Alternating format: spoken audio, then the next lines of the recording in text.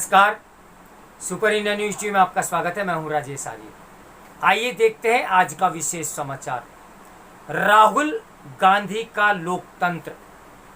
महंगाई और बेरोजगारी को लेकर कांग्रेस नेता जिस तरह काले कपड़ों में सड़कों पर उतरे और इस दौरान राहुल गांधी ने यह कहा कि देश में लोकतंत्र मर रहा है, उससे वह चर्चा में तो आ गए, लेकिन उससे उन्हें और उनकी पार्टी को राजनीतिक लाभ मिलने के कोई आसार नहीं। इसलिए नहीं क्योंकि देश की जनता ये समझ रही है कि कांग्रेस की इस सक्रियता के पीछे नेशनल हेराल्ड मामले में ईडी की कार्रवाई है। यह मामला भ्रष्टाचार की ही कहानी कह रहा है। गांधी परिवार ने जिस तरह नेशनल हेराल्ड की हजारों करोड़ रुपए की संपत्ति हत्या ली, वह सामान्य मामला नहीं। यह भी ध्यान रहे कि इस मामले में न्यायपालिका से गांधी परिवार को कोई राहत नहीं मिली है। इससे कांग्रेस का शुद्ध होना स्वाभाविक है, लेकिन इसका यह अर्थ नहीं कि उनके नेताओं के खिलाफ जारी जांच रोक दी जाए। चूंकि कांग्रेस गांधी परिवार का पर्याय बन गई है, इसलिए वह यह साबित करने की चाहे जितनी कोशिश करे कि उसके नेताओं को डराया जा रहा है, लेकिन आम लोगों को यह तर्क समझ में आने वाला नहीं।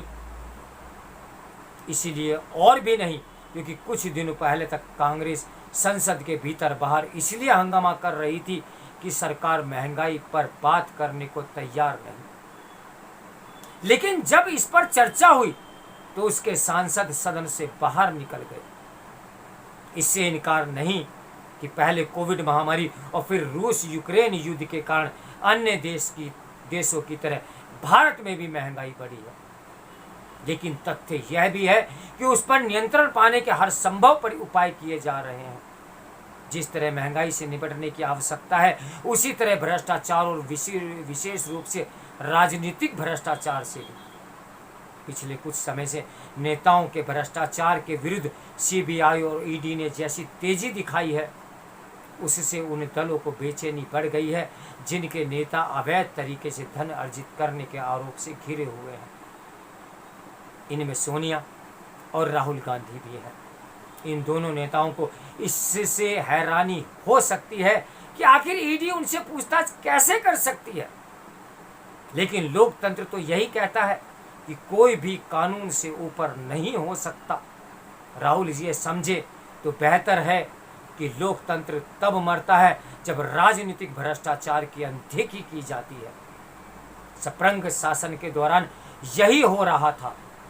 राहुल को यह भी पता होना चाहिए कि लोकतंत्र मर रहा होता तो वह यह बात नहीं कर पाते।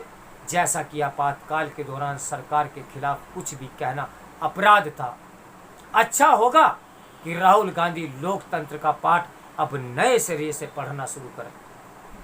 तो मेरे साथ बने रहिए सुपर इंडिया न्यूज टीवी के ब्रेकिंग न्यूज के लिए। नमस्कार, मैं हूं राजेश आर्य।